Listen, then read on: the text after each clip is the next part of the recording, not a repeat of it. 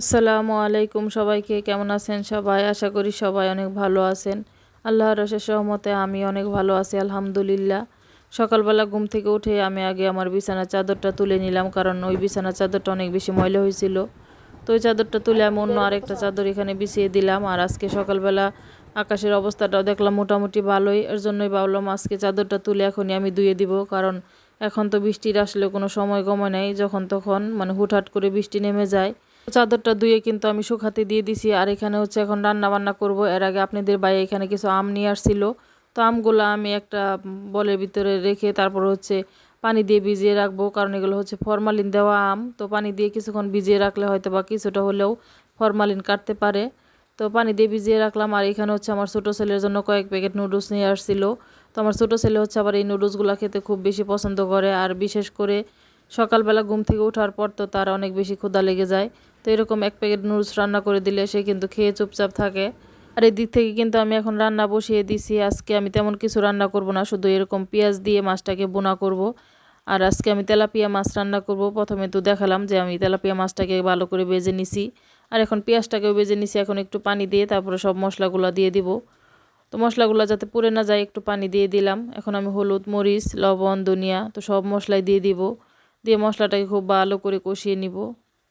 তো আপনারা যে যেখান থেকে আমার ভিডিওগুলো দেখছেন, আপনারা কিন্তু আমার ভিডিওতে একটা লাইক দিয়ে তারপরে ভিডিওটা দেখা শুরু করবেন।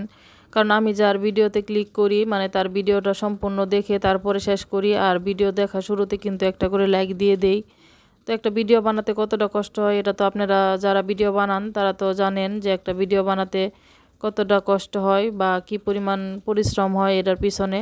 তো আমরা সবাই কিন্তু সবাইকে সাপোর্ট করলে তাহলেই কিন্তু আমরা সামনের দিকে এগিয়ে যেতে পারবো, তাছাড়া কিন্তু আসলে সম্ভব না।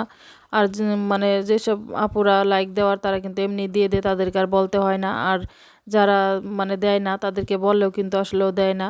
তো কিছু করার নাই, আসলে যার ভালো লাগবে সেই দিবে, যার ভালো লাগবে না সে তো আর দিবে না। তো এখানে কিন্তু আমি মশলা কষিয়ে নিয়ে তারপর ঝোলের জন্য পানিও দিয়ে দিছি, আর মাছগুলো দিয়ে ঢাকনা দিয়ে ডেকে এখন আমি রান্না করে নিছি। তো আমার তরকারিটা কিন্তু হয়ে গেছে। আমি এরকমভাবেই রাখবো, ঝোলটা এর থেকে বেশি আর ঘন করব না। তো তরকারি রান্না শেষ করে কিন্তু আমি ফ্রিজে 2টা করলা ছিল, তো করলাগুলো কিন্তু নষ্ট হয়ে যাবে, এর জন্য করলা 2টা আমি সিদ্ধ করে নিছি। ভর্তা করে নিব, যেহেতু একটা তরকারি রান্না করছি তো ভাবলাম করলাটাও একটু ভর্তা করে নেই। আর এই করলা ভর্তাটা কিন্তু আসলে অনেকেই খেতে চায় না, কারণ ওই তিতা লাগে এই কারণে। তো আমার কাছে কিন্তু ভালোই লাগে, গরম গরম ভাতের সাথে মানে খেতে অনেক বেশি ভালো লাগে। তো আমি শুকনা মরিচ, পেঁয়াজ আর সরিষার তেল খুব ভালো করে ডলে নিলাম। এখন হচ্ছে আমি করলাটা ভর্তা করে নিব। তো হাত দিয়ে মাখিয়ে কিন্তু আমি করলাটাকে খুব ভালো করে ভর্তা করে নিয়েছি। আর আজকে হচ্ছে আমি এগুলো দিয়েই দুপুরে খাবার দাবার খাবো। আর আমার ফ্রিজে হচ্ছে একটু আলু ভর্তা ছিল, ওইটাও বের করে নিছি। তো আমার করলা ভর্তাটা হয়ে গেছে। আর এই যে ফ্রিজ থেকে আমি আলু ভর্তাটাও বের করে নিছি, খেয়ে নিব, তা নাহলে নষ্ট হয়ে যাবে। তো এগুলো দিয়ে হচ্ছে আজকে দুপুরবেলা আমরা খাবার খাবো ইনশাআল্লাহ।